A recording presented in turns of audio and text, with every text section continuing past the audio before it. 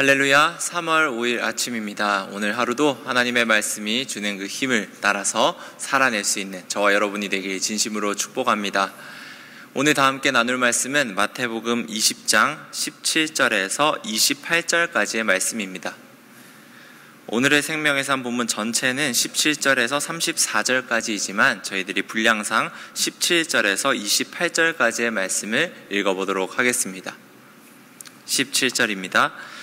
예수께서 예루살렘으로 올라가려 하실 때 12제자를 따로 내리시고 길에서 이르시되 보라, 우리가 예루살렘으로 올라가노니 인자가 대제사장들과 서기관들에게 넘겨짐에 그들이 죽이기로 결의하고 이방인들에게 넘겨주어 그를 조롱하며 채찍질하며 십자가에 못 박게 할 것이나 제3일에 살아나리라.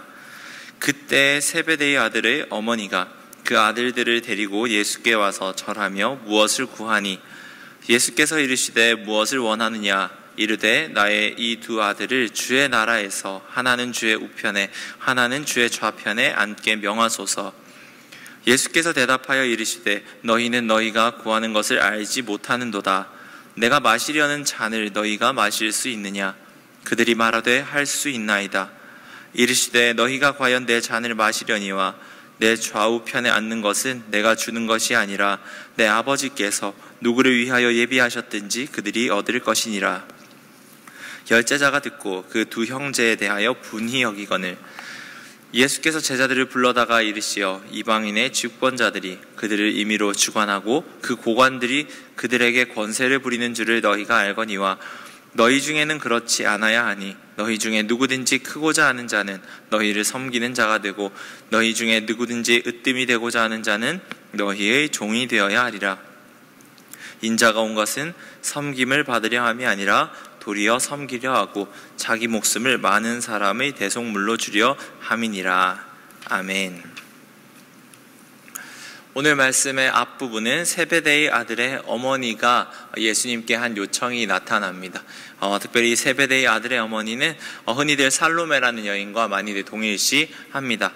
그리고 읽지는 않았지만 오늘 뒷본문에는 예수님께서 앞을 보지 못하는 두 사람을 치료하신 이야기가 나타납니다. 두 이야기의 성질이 상당히 다르지만 두 이야기 가운데 공통된 질문이 하나 드러납니다. 그것은 무엇이냐면 예수님의 질문입니다.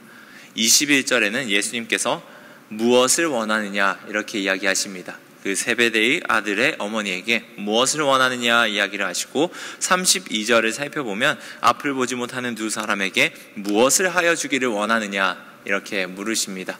결국은 두 이야기는 오늘 둘 다 예수님께 무엇을 원하느냐에 대한 질문, 그 이슈를 가지고 오늘 본문의 어떤 중심 메시지가 진행되고 있다는 것을 우리 모두가 알 수 있습니다.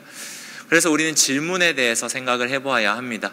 언제나 저희들이 수업을 듣거나 학교에서 제가 이제 오랫동안 조교도 하고 여러 가지 업무들을 했는데 수업에 있어서 가장 중요한 부분 중에 하나가 질문입니다. 왜 질문이 중요할까요? 물론 쌍방 간의 소통을 하는 것도 중요합니다. 하지만 가르치는 사람이 흔히 말하는 교수님께서 이제 학생들의 질문을 들었을 때의 그 질문을 듣고 학생들의 어떤 그 이해 상태를 가늠할 수가 있습니다. 어떤 질문을 하느냐에 따라서 지금 이 학생은 이런 생각, 이런 전제하에 이런 질문을 한 것이고 이런 질문을 한 사람은 이런 이유 때문에 이런 질문을 한 것이구나. 내가 이야기한 것에 80%는 따라오고 있구나. 혹은 반 정도 따라오고 있구나. 이런 것들을 가늠할 수 있는 게 질문입니다. 그래서 질문을 어떻게 하느냐? 사람의 질문을 바라보면 그 사람의 생각, 그 사람의 가치관을 흔히들 우리는 알 수가 있습니다. 세베대의 아들의 어머니가 예수님 앞에 나와왔습니다. 그리고 예수님께서 무엇을 원하느냐는 질문 앞에 어떤 이야기를 했습니까?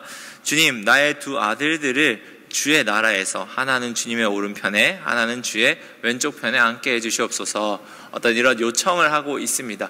이 이야기를 들었을 때 우리는 어떤 것들을 알 수 있을까요? 이 세베대의 아들의 어머니의 관심사는 아들이었구나. 그리고 아들 플러스 무엇이 있습니까? 하나님의 나라, 주의 나라에서 높은 곳에 앉는 것을 원하는 그 부모의 마음이 지금 여기에 담겨 있구나 라는 것을 알 수 있습니다. 우리는 이 이야기를 보면서 약간 눈살을 찌푸릴 수 있습니다. 왜 저렇게까지 해야 되냐? 참 엄마가 극성이다. 이런 생각을 하실 수 있죠. 하지만 우리는 이 질문 앞에서 스스로를 돌아보아야 합니다. 특별히 이 질문을 우리가 똑같이 하지는 않을 수 있겠지만 우리는 스스로에게 질문을 해보아야 합니다. 우리는 이런 질문을 하나님 앞에 혹은 예수님 앞에 이야기하며 나아가지 않는가? 오늘 세베대의 어머니가 한 이야기의 어떤 그 특징, 이 말의 특징을 잘 살펴보아야 합니다. 세베대의 아들의 어머니가 말하는 것은 전적으로 세상적인 것을 이야기하는 것은 아닙니다. 무슨 말입니까? 주님, 나중에 제가 진짜 잘 먹고 잘 살아서 이렇게 뭔가 부귀영화를 누리고 살고 싶습니다. 주님, 제가 지금 이 세상에서 이런 일확천금을 얻고 살고 싶습니다. 이런 종류의 이야기를 하는 게 아니라는 거죠. 지금 무슨 이야기가 들어갑니까? 주님의 나라에 대한 이야기가 들어가는 겁니다. 주님의 나라에서 이렇게 될 텐데 주님의 오른편, 주님의 왼편에 앉게 해 주십시오. 우리가 흔히 알고 있는 예수님께서 말씀하셨던 그 주제와 교묘하게 이야기가 들어가 있다는 겁니다. 그런데 문제는 무엇입니까? 예수님께서 하신 단어들, 예수님께서 하신 이야기의 주제들을 가지고 요청을 하는데 그 안에 있는 기본적인 생각, 뿌리 깊은 생각이 아직은 그 예수님께서 이야기하신 하나님의 나라, 주의 나라와 맞지 않았다는 점입니다. 우리가 신앙생활을 하면서 가진 생각들도 이러기 쉽다는 것을 우린 절대 간과해서는 안 됩니다. 세베대의 아들의 어머니, 정말 뭐야, 이렇게 생각할 수 있겠지만 이 생각이 우리 안에 있을 수 있다는 것이죠. 우리는 세베대의 아들의 어머니, 이 살로메를 보는 입장에서 이렇게 참 잘못했네, 어떻게 이런 생각을 할 수 있지 생각할 수 있지만 의외로 우리는 우리 자신을 돌아보지 못합니다. 우리는 항상 점검을 해봐야 하는 것이죠. 우리가 항상 신앙의 언어로, 신앙의 어떤 주제들로, 여러 가지 좋은 말들로 여러 고백들을 하고 이야기들을 하고 예수님 앞에 요청들을 하고 때로는 질문들을 하는데 그것이 혹시 이 세베대의 아들의 어머니의 질문과 비슷하지는 않은가? 나는 혹시 예수님의 어떤 그 주제로 이런 이야기들을 하지만 정작은 예수님께서 이야기하신 것과 거리가 먼 질문들, 거리가 먼 것들을 요구하고 그것들을 바라며 삶을 살아가고 있지는 않은가? 우리는 반드시 질문을 해보아야 합니다. 예수님께서는 이에 대해서 말씀하십니다. 22절과 23절 말씀 저희들이 읽어보도록 하겠습니다. 예수께서 대답하여 이르시되 너희는 너희가 구하는 것을 알지 못하는도다. 내가 마시려는 잔을 너희가 마실 수 있느냐? 그들이 말하되 할 수 있나이다. 이르시되 너희가 과연 내 잔을 마시려니와 내 좌우편에 앉는 것은 내가 주는 것이 아니라 내 아버지께서 누구를 위하여 예비하셨든지 그들이 얻을 것이니라. 아멘. 예수님께서는 말씀하십니다. 너희는 너희가 구하는 것을 지금 알지 못한다. 주의 나라에 대해서 이야기를 하고 주님의 오른편, 주님의 왼쪽편 여러 가지 아름다운 이야기들을 하지만 정작 이 살로메는 예수님께서 하시는 말씀을 제대로 알아듣지 못했다고 합니다. 너는 지금 너가 요구하는 것이 어떤 것인지 알지 못한다. 그리고 말씀하시는 것이 예수님은 자신의 잔에 대해서 이야기를 합니다. 내가 마시려는 잔을 너희는 마실 수 있겠느냐? 잔이라고 하는 것은 어떤 심판이요 고통의 어떤 상징이라 할 수 있습니다. 성경에 크게 두 가지 나타나는데 잔이라고 했을 때 긍정적인 의미로는 어떤 잔치자리를 묘사하는데 나타나는 어떤 은유, 그런 상징이 잔이라 할 수 있습니다. 그것 외에 잔이 나타날 때가 있는데 이것은 하나님의 진노의 잔, 심판의 잔을 이야기하는 것입니다. 특별히 예언서들을 살펴보면 하나님께서 이방 나라들을 심판하실 때, 멸하실 때 이제 나타나는 표현이 이 잔이라는 표현입니다. 그런데 예수님께서는 그런 맥락으로 말씀하시는 거죠. 내가 마시려는 잔, 이 어떤 고통의 잔, 고난의 잔을 너희가 마실 수 있겠느냐? 그들이 말하는데 할 수 있다고 이야기를 합니다. 우리가 하는 질문들, 이런 것들이 우리 삶 속에 충분히 있을 수 있다고 제가 아까 말했습니다. 하지만 이게 나쁜 거라고는 할 수 없습니다. 우리는 당연히 예수님을 알아가는 과정이고 한 걸음 한 걸음 앞으로 나아가는 과정이기에 처음에 우리의 질문이 어리숙할 수도 있고 모르는 것들을 가지고 외칠 수도 있고 지금 제가 설교를 하는 입장에서도 제가 아직 예수님의 고난, 예수님의 마음 이런 것들에 대해서 깊이 온전히 다 알지 못하고 외치는 부분도 분명히 있을 수 있습니다.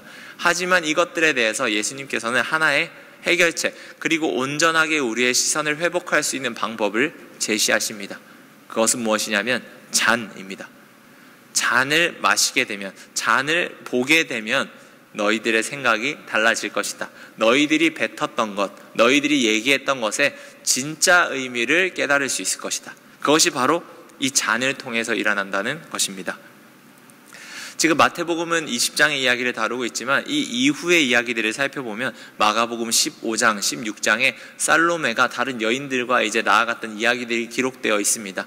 이 다음에 마가복음 15장에 기록되어 있는 살로메의 모습은 어떤 모습인 줄 아십니까? 멀리서 예수님의 십자가 처형 장면을 바라보는 모습입니다. 그때 우리는 이 세베대의 아들의 어머니가 어떤 생각을 했을지 돌아봐야 합니다. 자신이 뱉었던 말이 분명히 이제 기억났을 겁니다. 주님, 제가 주님께서 주시는 잔을 마실 수 있습니다. 충분히 그럴 수 있습니다. 이렇게 자신감에 찬 어조로 지금 말했지만 저기 십자가를 멀리서 바라보는 그 상황, 지금보다 며칠 뒤에 예수님께서 돌아가실 때 살로메는 그 장면을 보면서 무슨 생각을 했을까요? 예수님께서 말씀하신 잔이 이런 잔이었구나.